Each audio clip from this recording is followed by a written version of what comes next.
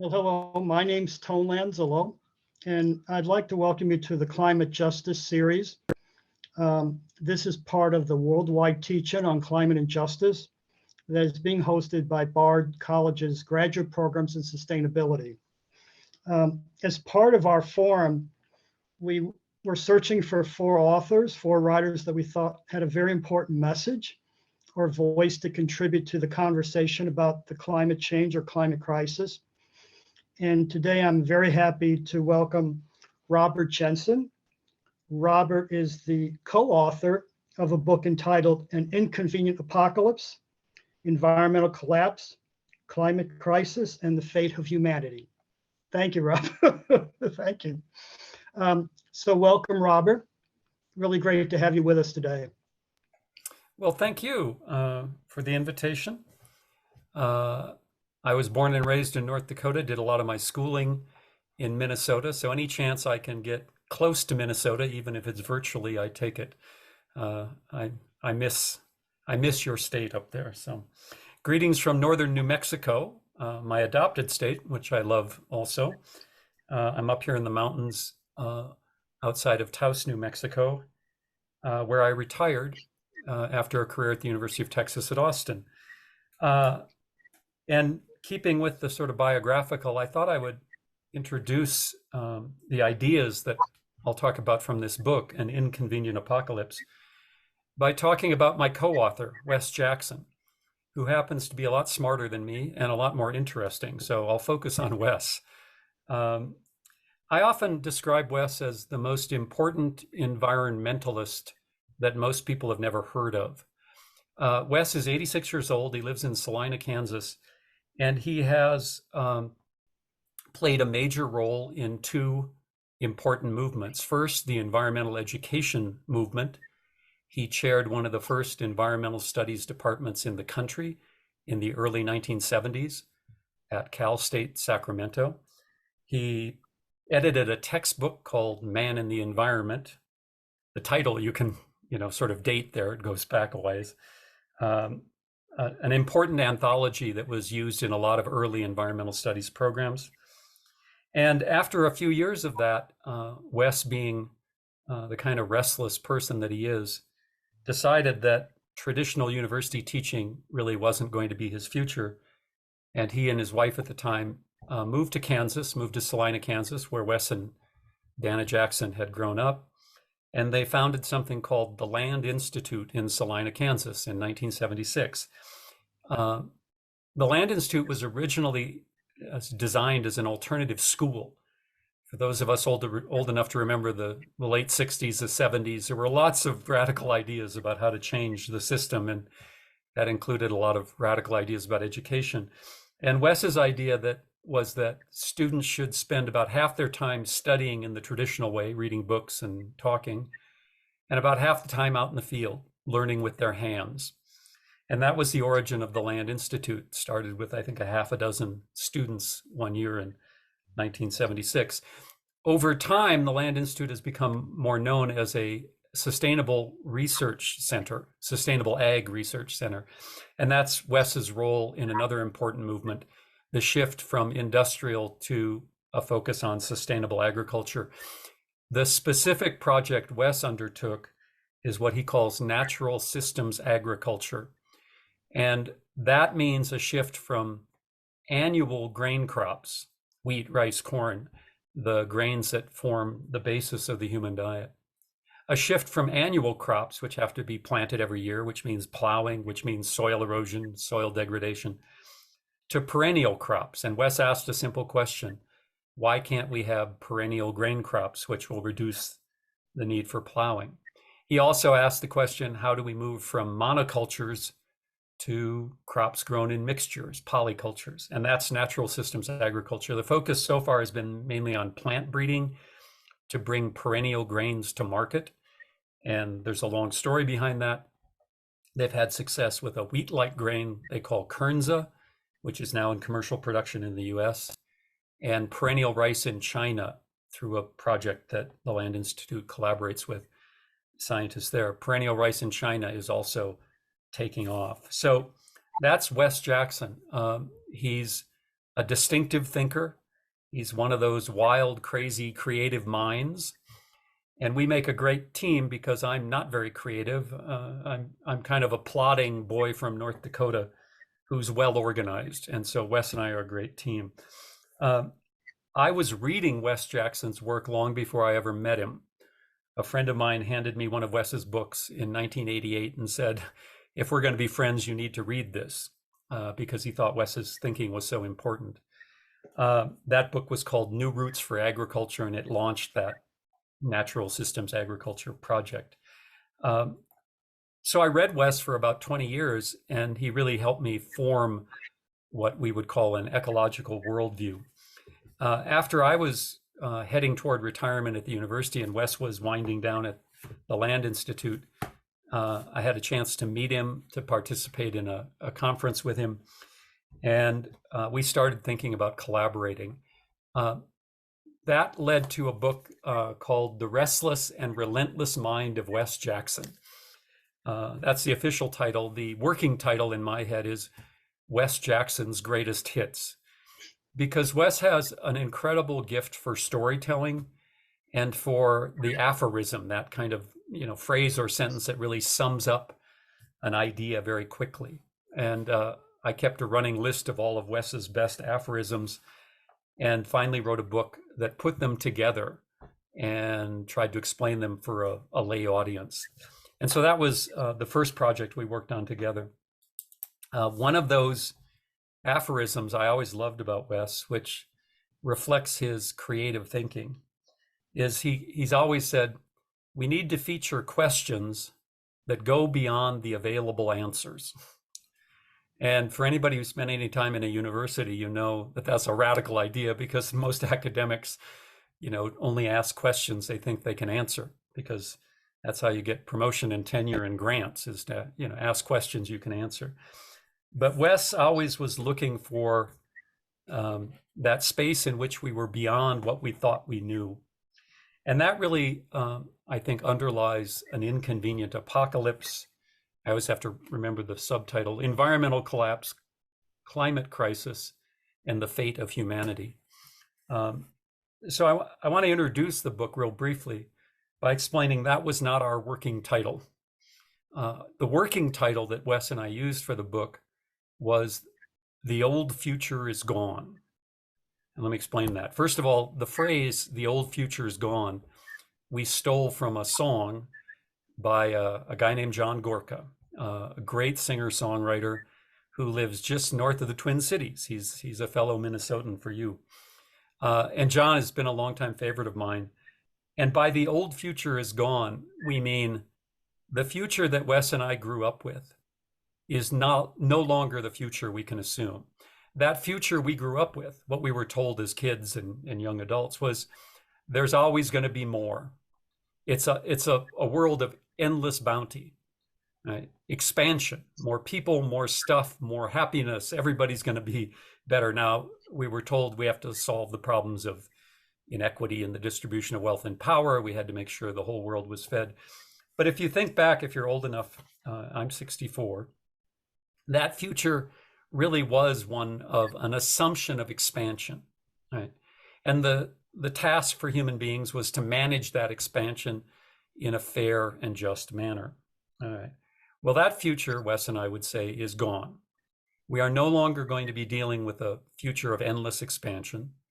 We're going to be dealing with a future of permanent contraction, that the ecological consequences of the last 10,000 years of human expansion, starting with the invention of agriculture up to the Industrial Revolution and the fossil fuel era, that expansion is over. And we're going to have to start learning what it means to contract. So right away, you can see that the book is going to feature questions that go beyond the available answers, because no one has a real good plan for how we're going to manage this, right? And because no one has a real good plan, I want to highlight what may be my favorite sentence in the book. And that is the reminder that the moral high ground is a dangerous place to stand, even when it's warranted. And what we mean by that is that you know, in this world, there are some people who take positions that are, we would argue, morally superior to other positions. I think we all understand there's moral and immoral acts we can engage in. But the moral high ground, the belief that you're right in your analysis and you are morally superior in your actions, is a dangerous place to stand when we're dealing with questions that go beyond the available answers. And it might just be that I'm getting old and getting cranky, but I'm increasingly impatient with people who claim the moral high ground. Again, it doesn't mean I don't think we, you know, should stop making moral judgments of our own actions and of others. That's part of being human and living in a community. But that assumption of righteousness, self-righteousness, I think is especially dangerous today when we are facing those questions that no one really knows how to answer.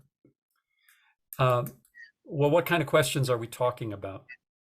Well, here I'm going to focus on one particular chapter in the book, and then we can come back to talk more about others if you like. But it's the question that, or the chapter that Wes and I call 4 hard questions.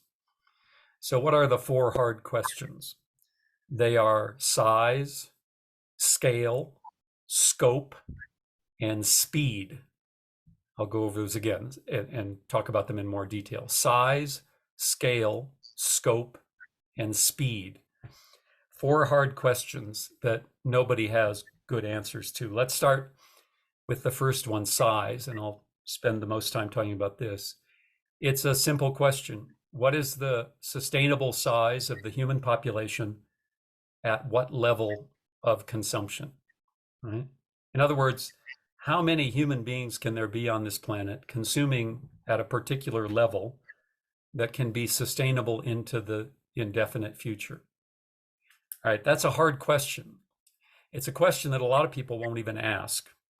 I come from the political left, anti-capitalist, anti-imperialist, including critiques of racism and sexism. I'm kind of a standard lefty in that way. And I find that a lot of my friends on the left will not engage the question of what is the sustainable size of a human population. And I think there are some reasons for that. One is that some of the conversation about population growth, the problem that's usually labeled the overpopulation problem, has been carried on by people I don't have much in common with. There's a lot of, for instance, racism in the history of the discussion of population, where white European and European-derived folks point the finger at population growth in the developing world, for instance. There's an ugly history of eugenics. The population movement in the US has often been anti-immigrant, right? So there are reasons people don't want to get too close to the population question, but the fact that some ugly people have talked about population control in the past doesn't mean the question is irrelevant. And Wes and I think it's very relevant, right? And of course, another reason this is hard is because it's not a question of raw numbers of people, it's a question of what level of consumption. Now, we start by recognizing, of course, that that consumption today is not equitably distributed in the world, that some people consume far too much and some people have far too little. That's a given, right? That we need to change the distribution of wealth and power, not only worldwide, but within our own society. But that said, at some point, we're going to have to talk about the aggregate consumption of the human species and what is sustainable. Now, here's the last reason I think people don't like to talk about it, is nobody knows how to get to a sustainable level of population and consumption. There are currently 8 billion people on this planet consuming at an aggregate level. Again, not the consumption of individuals, but the aggregate consumption of the species, right? That I think is quite clearly unsustainable, right? That 8 billion, we're kind of used to because we've lived in recent years with such large numbers, but let's remind ourselves of how explosive that growth has been. I always use my father as an example because he happened to have been born in 1927. And the world population in 1927 was 2 billion people. In the middle of my father's life, the world population had grown to 4 billion. It had doubled in the first half of his life. By the time my father died last year, the world population had hit 8 billion. That means in one person's lifetime, basically 3 human generations, the world population had doubled and doubled again, which is unprecedented to a degree that's hard to kind of wrap our heads around, I think. All right.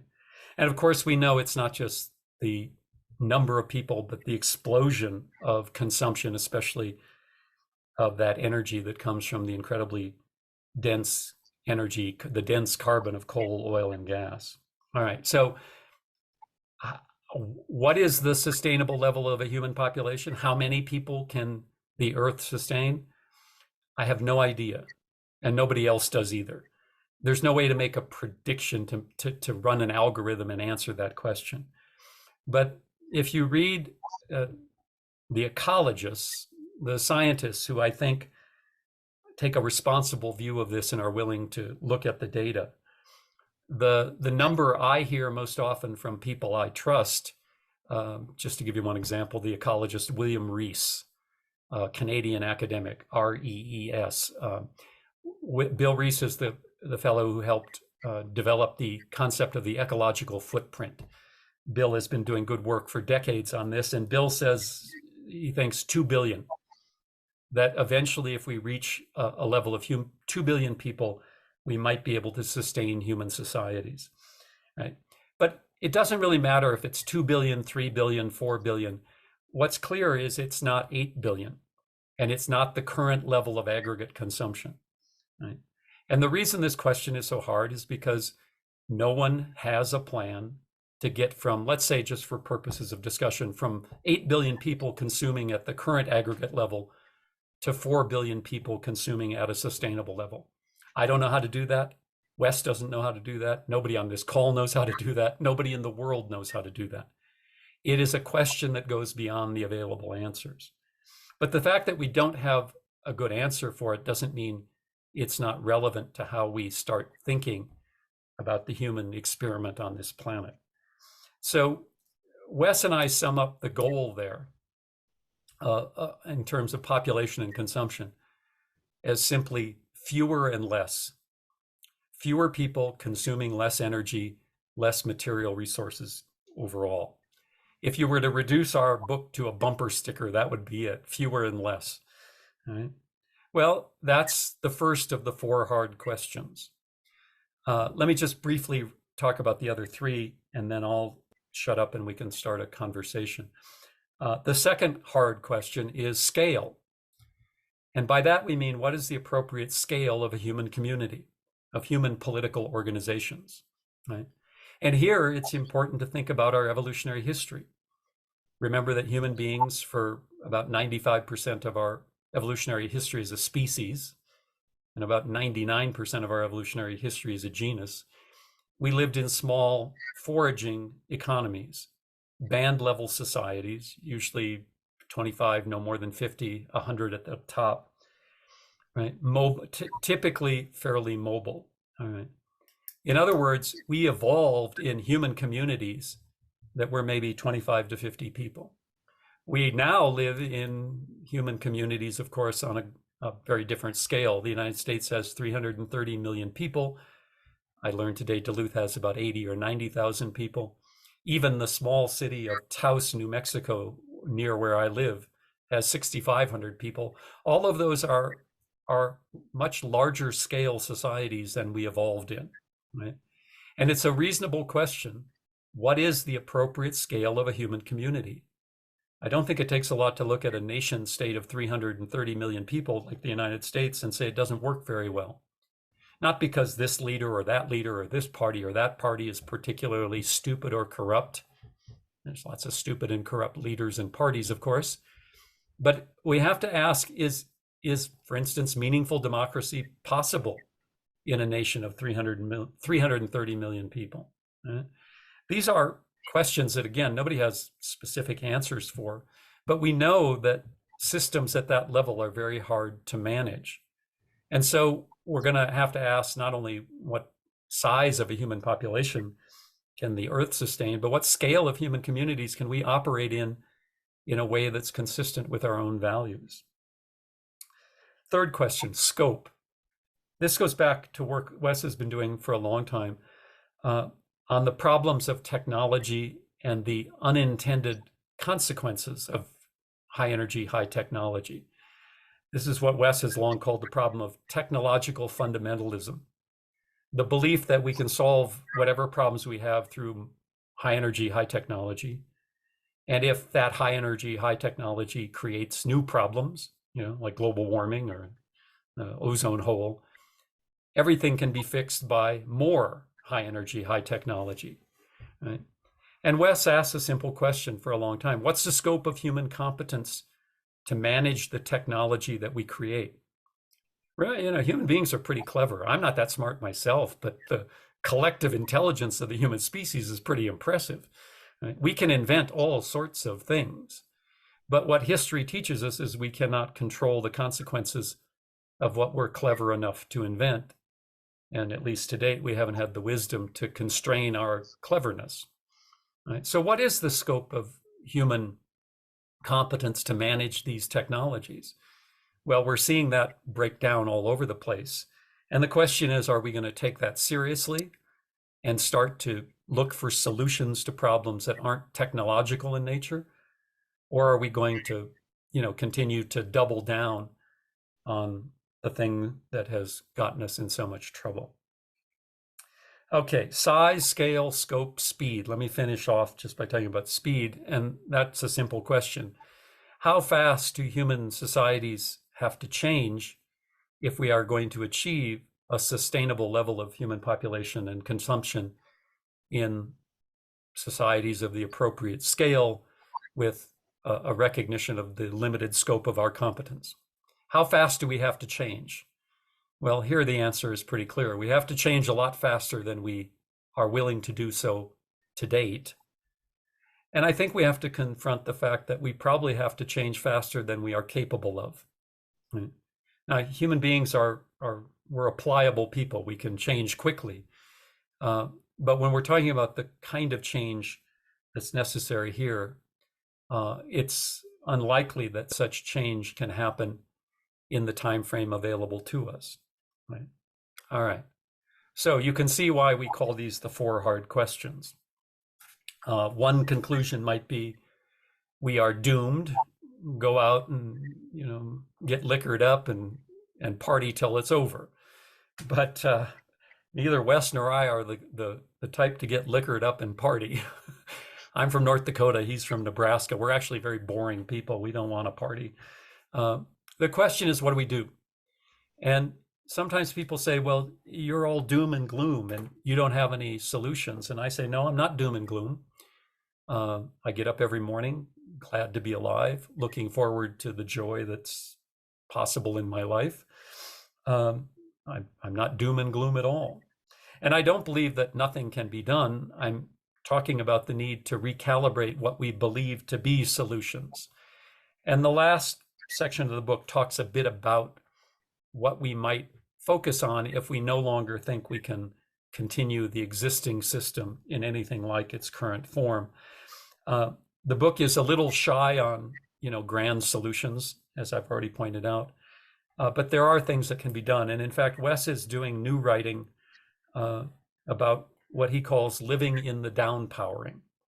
That is, if human societies are going to have to start to learn to live with less, that if the key term in the future of human society is limits that we agree to collectively, it can't just be one person or a few people deciding to change to limit their consumption. These are going to have to be limits that are collectively agreed on and collectively imposed. And to do that, we have to, think about what that life would look like. And here I'll just point to what Wes has talked about and is now doing some writing about. As a child of the Depression, Wes is currently 86, born in the middle of the Great Depression, who grew up on a small farm that when he was born was largely kind of a 19th century farm in operation. You know, they had not yet gotten tractors. Fossil fuels weren't the most important thing on the farm. Wes's father farmed with horses and mules. So Wes grew up in a world defined by limits, both the limits of an economic system that was in crisis and the limits of a kind of pre-fossil fuel dominated world. And Wes has done a lot of thinking and a lot of living about how that kind of life can be meaningful, can be sustainable, and can even be joyful. So to say that we can't keep the existing system afloat forever doesn't mean there's nothing to be done. It means we need to recalibrate what we think will contribute to the long-term project of a sustainable human presence on the planet. I think I've talked long enough. And so that's a quick summary of what we try and do in the book. And why don't I stop there, and we can then open it up to questions and conversations. I'm happy to answer questions, but I'm also always, frankly, more interested in what other people have to say. I've heard myself talk for too long, so the floor is open. Tone, I'll let you handle that. Sure. I just have a couple of questions to begin the conversation. In part of your book, you talked about three things that intrigued me, and that was, I think, a request for more space, more public space, a look exploring new skills that we'll need, and storytelling. Yeah. And could you share a few things about those three themes? Yeah, that gets to when Wes and I start thinking about the future. Again, we don't have a 3-ring binder to take off the shelf to hand you to say, this is how thou shalt live. But we started to think about, well, what are we going to need to do different than we do today? And that's where that list of 3 skills, spaces, and stories comes from. I'm particularly fond of alliterative lists of 3. I believe that all the world can be explained through lists of 3, preferably all starting with the same letter. So that's my bias in constructing lists. So let's talk about them real quickly. Skills. If we are going to live in a low energy world, not a high energy, high technology world, there's a whole lot of skills people are going to need that most of us don't have today. Now, obviously, there are lots of places in the world where people do live with low energy, right? So Wes and I are focused mostly on our audience, which is people in the affluent world. And a lot of us, and I would put myself in this category, I was born in 1958. I was born in town. I basically, if you left me on my own to survive, would last about 23 minutes before I was dead. I can't grow food. I can't hunt. There's a whole lot of things I can't do. Well, not everybody has to do everything. In a good community, people can develop different kinds of skills, but a whole lot of us are going to have to learn skills we currently don't have. I've been really aware of this after moving to this rural area in New Mexico, where we have a small orchard, and we work with an irrigation system, a very interesting flood irrigation system from this part of the world called the Acequia system. And I've had to get a lot better with tools. I've had to learn how to dig a ditch. I was surprised. Digging a ditch isn't as simple as one might think. I've had to learn how water moves across a field when you're irrigating your fruit trees. I've had to learn how to work cooperatively with people in communal projects on this ditch system. I'm slowly getting a lot better at fixing things around the house that when I lived in a city, I would have called a tradesperson to do. You don't want to get near me if I got a circular saw in my hands. It's not safe, but these are the kinds of things. Now, again, it's been interesting to work with Wes because he grew up in that low energy world. He grew up learning how to do things. And so you see a lot of people, especially young people, trying to learn these skills. An interest in permaculture, an interest in home canning, all sorts of things are exploding all over the place. And so we think low energy skills are especially important. Well, what about spaces? Well, I'm glad we can talk online like this through Zoom technology, But in a low energy world, we're not going to be online. And a whole lot of meeting takes place online right now, even before the pandemic. It takes place in very kind of bureaucratic settings, right? It takes place in large institutions. But if in the future we are going to scale down to smaller communities, we're going to have spaces to come together that don't necessarily exist today.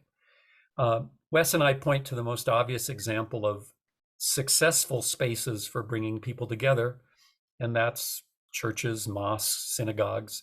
It doesn't matter whether you're religious or not. We're not using it in a theological way, but to point out that, churches are really quite amazing spaces. People know where they are. They know when to come every week. When they get there, they know what's going to happen. And so those kind of community spaces, which have atrophied to a large degree in the high energy world, are going to have to be reconstituted. And so skills and spaces are important. Stories are also important. We are a storytelling species.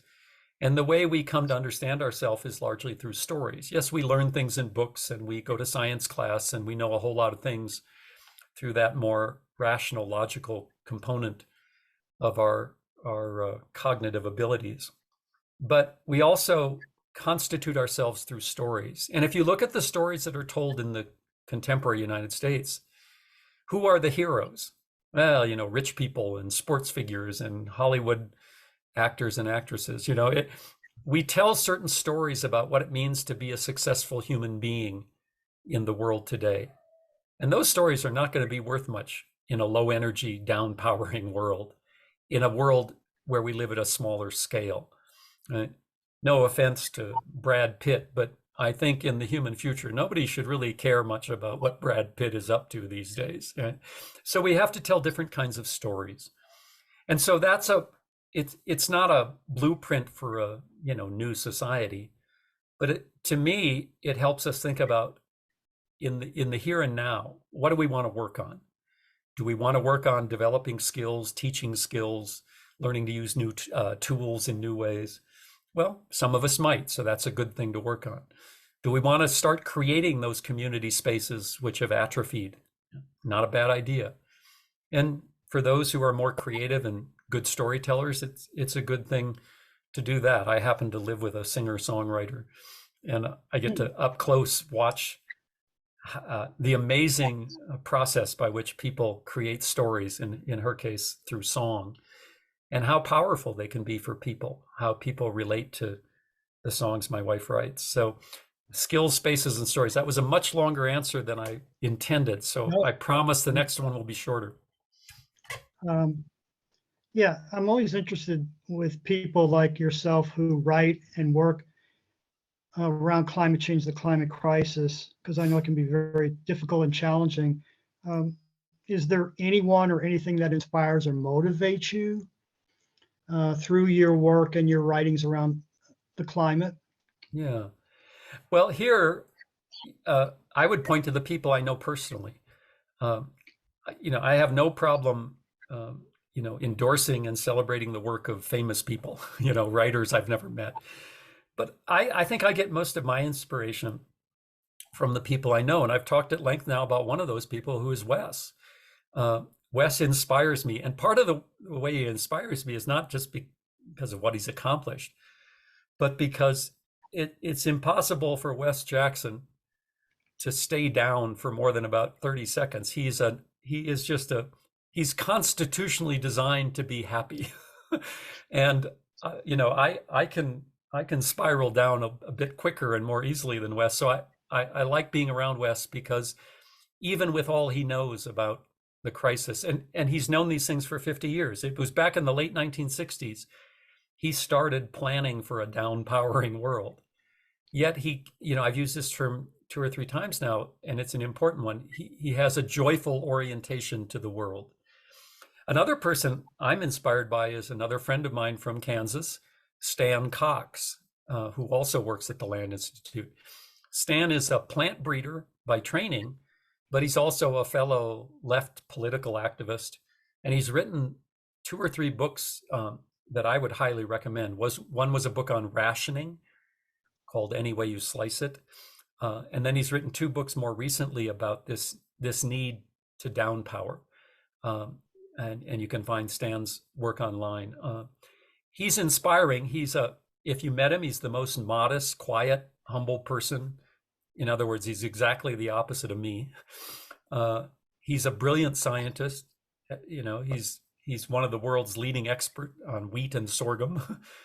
And yet he pursues this question of how are we going to manage a society that cannot endure in its current form. And Stan's both his humility and his intellectual acuity really inspire me. So I'm lucky to know lots of people. The other folks I would point to are the folks I've met here in New Mexico. I mentioned this acequia system. It's an irrigation system fed by the rivers into irrigation ditches, and it's a communally run system. And in irrigation season, which is going to start up in a few weeks, a couple times a week, your section of the ditch shows up to talk about allocating water. And I've got to meet all these local folks. Some of them have lived here their whole lives. Some are fairly new. And their commitment to maintaining this communally, run system, which nobody gets paid for except, one person, their collective work on it, and the good spirit when we come together in those meetings.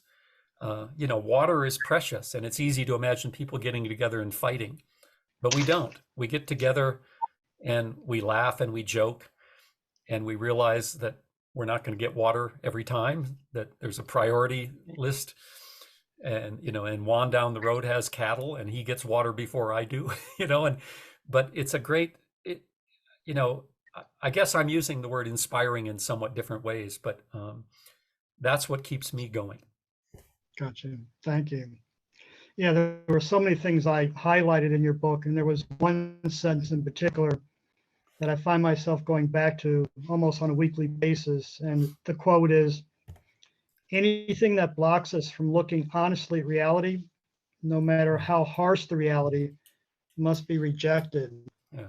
And that, I know that's a very deep and heavy statement, but it is so true. It is so true. Yeah. It's funny. You never know when the emotion is going to hit you upside the head. The minute you said that, and you said it with that sense of conviction, I wanted to start crying. And I'm not, I'm from North Dakota. We don't cry in North Dakota, of course. We endure blizzards without emotion. But no, I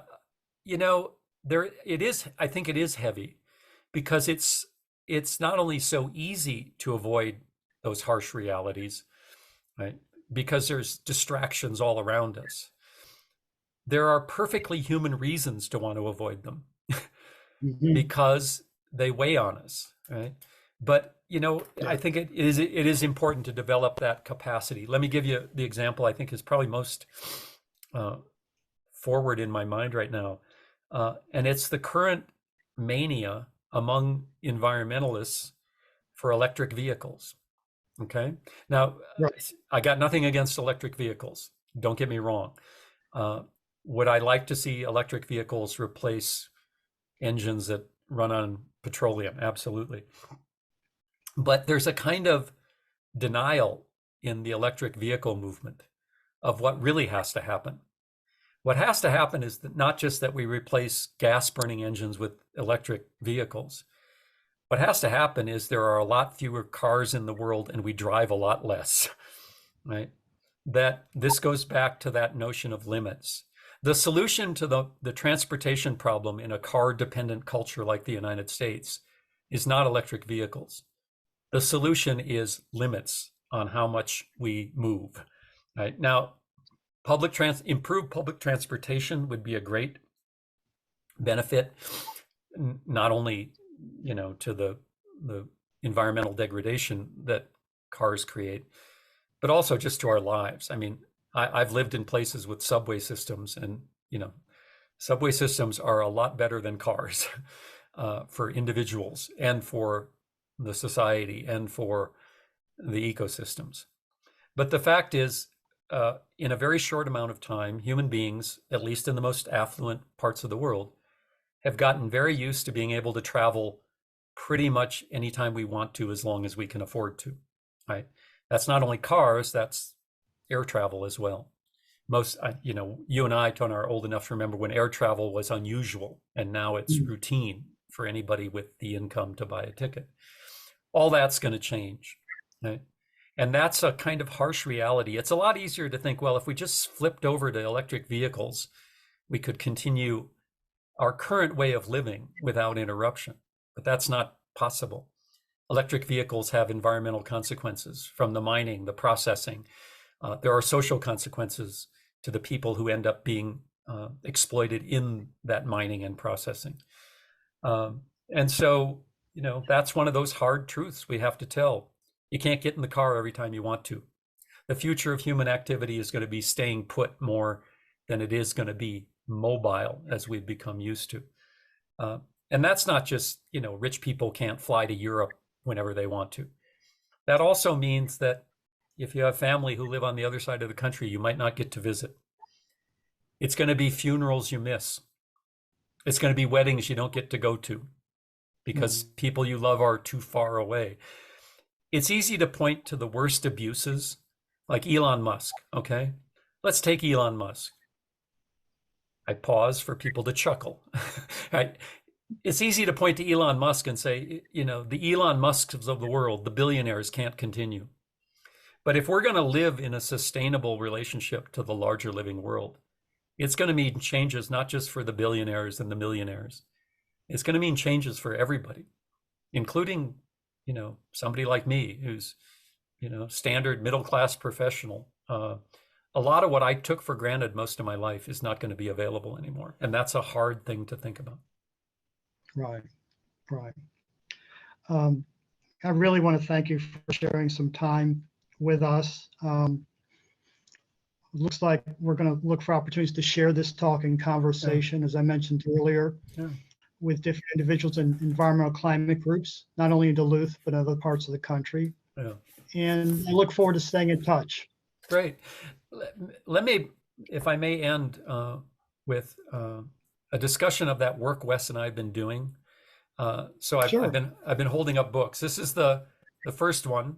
It's called The Restless and Relentless Mind of Wes Jackson, which is a short compilation of Wes's most important ideas. This one, An Inconvenient Apocalypse, is the most recent book. But I also wanted to highlight one more. This is a paper copy of a conversation book between Wes and I called From the Ground Up. And I want to highlight this for two reasons. One is it's a transcript with some editing of conversations Wes and I did as a podcast called Podcasts from the Prairie. And that's still available online. And if you want to get a flavor for Wes's incredible storytelling ability, it is the place to go. It's basically me interviewing Wes over several hours, but it's a delightful project. So Podcasts from the Prairie is available online for free.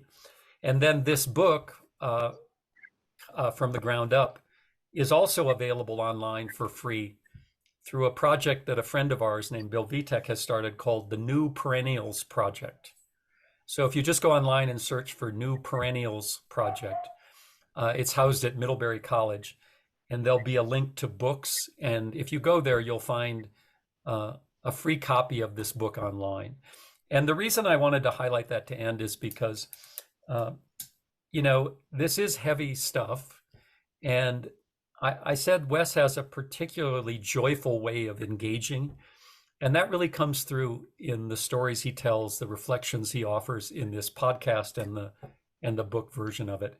And so if anybody's feeling down, my recommendation is give Wes a listen. He'll bring a smile to your face. So thank you for that. Great. Thank you. Thanks for everyone for joining us, and look forward to staying in touch. Great. Thanks so much. Take care, everybody.